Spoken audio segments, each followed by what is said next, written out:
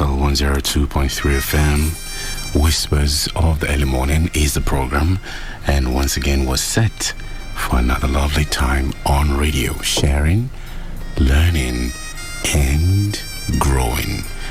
But today we're going to be looking at something really important. You know how it is. Whispers is about relationship, it's about life, it's about finding you, it's about being emotionally intelligent, it's about making sure that regardless of what life throws at you, you're able to turn it into what makes a lot of sense and what it's positive to you. We say regularly here that if life throws a lemon at you, all you gotta do is take up the lemon and make some ice cold lemonade for yourself on a hot, sunny afternoon and sip it and let it resonate and, just soothe your nerves. Whatever life throws at you, there is something that can be done with what it's thrown at you. But if you don't know, that's when you're caught up in the web, and then things start to nosedive, and you start to struggle, and you try to struggle to stay afloat. So as for you not to struggle to stay afloat is why this show is on. And that's why today we're going to be looking at why relationships fail and 4 tips to make it last. Get your pen, get your notepad, and let's do this. Good morning.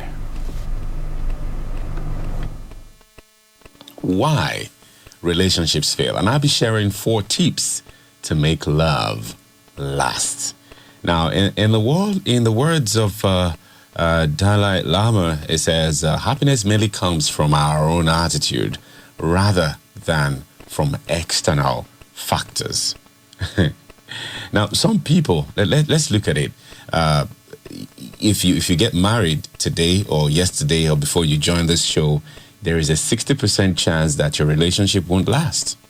I mean, so is finding love really that hard, or is there something else going on? Oh yes, it's really hard. Now, a research group found out that many people have a warped sense of the perfect relationship and unrealistic expectations from their romantic partners. They conclude that they got these unrealistic expectations from, novels, Hollywood, Nollywood love stories, happily ever after, Cinderella, Snow White, and all that. Now, these movies have us, longing for a Cinderella or Prince Charming who will sweep us off our feet and make us happier than we have ever been. But can we really expect our partners to make us happy? Can we? Is that even fair to them? Is it fair? All right. So if it's not fair to them, and if they're not meant to make you happy, then how really should it be? Okay? I was having a conversation with one of the, guys I'm mentoring, and he was sharing with me that, he was looking at starting a relationship, and then, he's failed at, a couple of relationships.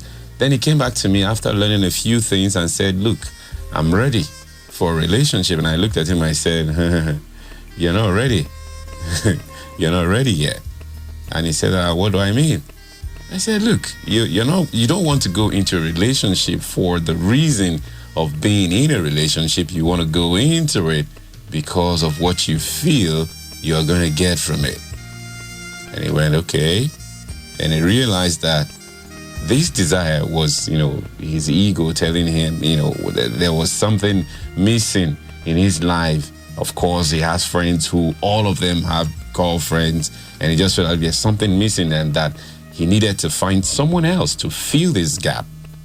And he didn't have the person in mind, but it was already being unfair to her by expecting so much of her. And what it meant was he was actually demanding love. Now, so let's break it down. Demanding love versus sharing love. Now, if you expect your partner to make you happy, you are demanding love. If you were happy when you were single, you are most likely to be happy in your relationship. And when you are happy, you can focus on sharing your love instead of demanding happiness. Now, do you see how this can make a world of difference in your relationship? Demanding love, sharing love. Now, when you go from needing love, affection, and support to feel a hole, to feel a vacuum in yourself, to sharing love and happiness from a place of fullness, your relationship and life will blossom into something truly amazing and lasting. Now, another thing is the love illusion. Now, not expecting anything from your partner doesn't mean you can't rely on them for support. No, it doesn't mean that. It just means you don't depend on them to ease the discomfort of being with yourself. You get it? Now, even if it seems like they do that for a while, the absence of discomfort will be an illusion. It's like taking, aspirin. You may not feel the headache anymore, but what caused the headache is still there. If you don't like to spend time with yourself, you most likely don't really love yourself. And if you don't love yourself first, you cannot sincerely love someone else or let yourself be loved by someone else. So that's about the love illusion. Okay? Now, what true love really is? What really is true love? Now, when two people get together and start working on themselves, when they aim to grow together instead of avoiding growth by depending too much on each other, they build a connection on a high level and on a higher level.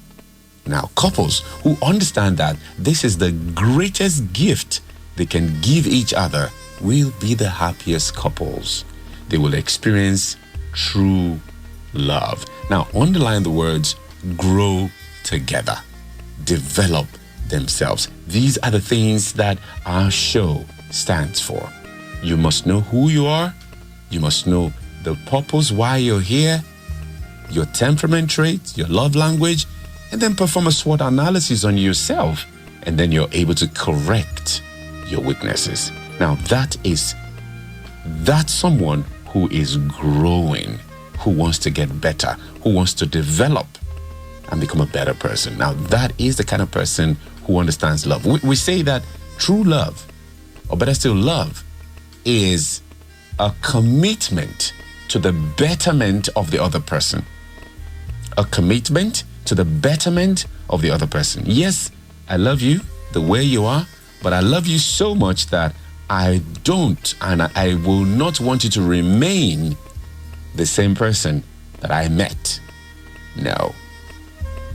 So, 4 tips for a loving, lasting relationship. Number 1 thing, love yourself first. Many people don't realize that their feelings towards other people are largely determined by their feelings about themselves. Learning to love yourself will not only benefit yourself, but also your partner and your family members and friends around you. Now, a couple of ways to start loving yourself in action. The mirror exercise. The mirror exercise. Now, these are the things that we do in private counseling. We take you through these steps and help you become better. Right there in your front, things just begin to pan out differently. Now, the mirror exercise, very sweet. Stand in front of the mirror, look yourself in the eye and say, I love you. Say it again, I love you. The more you repeat it, the calmer you get. And the calmer you get, the more you begin to see the beauty and the true peace that radiates and permeates your person. Look at yourself and say, I love you. I really, really love you. Don't just say the words. Try to feel them. Close your eyes and see use your inner eye to see yourself in the mirror and then say the words again. It may take some practice, but if you do this 2 or 3 times a day for a couple of minutes, you will feel the result and you begin to glow. And then your walk starts to have this bounce. And then people start to come closer to you and say, babe, well, what's up? Did you win a lottery? Because the way you glow these days, I don't get it. I don't know, man. All right, so that's the mirror exercise. Another exercise is practice self-acceptance. You are a magnificent human being. You may have some flaws. I do too, but it's okay. Everybody has flaws, and we all make mistakes. You can learn from them, accept them, and even be grateful for them because they have helped. They have helped form the person you are today. Oh, yeah. So number 2 is choose to be happy. Choose to be happy. True happiness comes from within. Nothing or no one can make you happy. When you are a happy person, because you choose to be, this will rub off on your partner or attract more potential partners if you are single. Being happy feels good on the inside and looks good on the outside. Absolutely. A few ways to choose happiness every day. A few ways. As I said, these are things that we dig deeper when we are in personal one-on-one counseling. So if you want this, just keep listening. I'm going to be dropping things that would help you connect. All right. Number 1 thing, practice gratitude and optimism. People who see the world optimistically see opportunities and love everywhere they go. And what you see is what you get. There is truth in the saying, change the way you look at things and things you look at will change. Make a habit out of gratitude. When the sun shines on your face, when someone lets you cut in line, when someone smiles at you, say thank you. You don't even have to say it loud. Thinking it will do just fine. Another thing you need to do is don't let others determine how you feel. Try not to worry about what others say, think, or do. Even if they talk badly about you, you can still respond to them, but don't let it affect your level of happiness. The moment you get emotionally involved, you have lost your inner peace. All right, so don't let others determine how you feel. Now, when you allow someone to control your reaction by their action, is a sign of weakness. Okay, and we've said this before that you are from a creator that created another creator. But a lot of us, because we don't understand this process and how you came to be, and you've not found yourself, you've not discovered why you are here, you are living your life in reaction. A lot of people out there, they are reactors. They just react to everything they hear, everything people do to them. They just react. So don't let others determine how you feel. Another thing is accept your circumstances. You cannot control everything that happens in your life. Absolutely no, you can't. Sometimes bad things happen, no doubt. We cannot escape from this. We can only accept it. Choose to accept the circumstances you can't change instead of causing yourself to suffer. All right? Choose to accept the circumstances that you cannot change. Choose. All right? And then another thing is have fun. Find something you love to do and do it on a regular basis. Now, for me, it's this job. For me, it's been here Monday through to Thursday, sharing, learning, and growing. Yes, it's having its toll on my person, but hey, the joy that it brings outweighs the other side. So I'm going to keep thriving. As I've said this before, if I'm not being paid a dime, I will still do this. And I say to people that I get paid to have fun. Isn't that sweet? So find your fun and make your fun your job. All right? Now, most of the time, people, you can't really find these things by yourself. You need that guide. You need that mentoring. So don't sit in your comfort zone and think that things will just happen for you just like that. No, you've got to step out. Now, another thing you need to do is meditate. Meditation was the foundation of my whole transformation process. All right? Meditation. I've shared, before I started this show, I've shared on this show how I used to, play the sick tune to this program, the jazz piece that you're listening to right now. And I just sit inside of the music. I turn off the light in my room. At that time I was staying in a very terrible area. The room was, in a face me, I slap you, very close to the toilet. But then I gravitate. I let my dreams soar and I get out of that environment. And I'm inside of this music and I'm just meditating, looking at the future. Oh, one day I'm going to have a radio show. And this radio show is going to be, a love-based show, a relationship-based show. And this is going to be my sick tune. And I just sit inside of that music. And I just float away. I just dream. I just move away from that environment into the studio, into the ambience of the studio. And I just start to enjoy myself. Meditate. I still do it 2 hours every day. All right, but if you're just starting out, 15 minutes will do. All right, because meditation will help you with all the points above. All right, it will give you focus, mental clarity, and inner peace. It takes some practice, but if you put in the effort, the results will astound you. Oh yeah. Number 3, fall in love when you're ready, not when you are lonely. Oh, I'm loving this. Fall in love when you're ready, not when you're lonely. Don't compromise or get into a relationship for the wrong reasons. Being alone isn't the same as being lonely. When you love yourself, you don't mind being alone sometimes. Oh, no. You don't mind. Because you are spending time with your best friend. Ironically, being in a bad relationship can make you feel like the loneliest person in the world.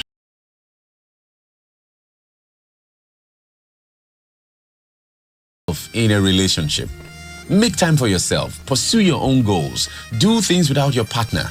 Maintain a healthy balance between your personal time and your time together. Putting yourself first in a relationship might seem strange at first, but it makes perfect sense. If you go into a relationship expecting your partner to make you happy, your partner might expect the same from you. Do you really want do you really want to be responsible for your partner's happiness? That's quite a responsibility to take on. Now, wouldn't it be much better if you and your partner entered a relationship and committed to becoming the best people you both can be while sharing your love with each other? No needs, no expectations, no obligations. Do you see how? Do you see how in a relationship like that? Do you see? Love has the freedom to grow into something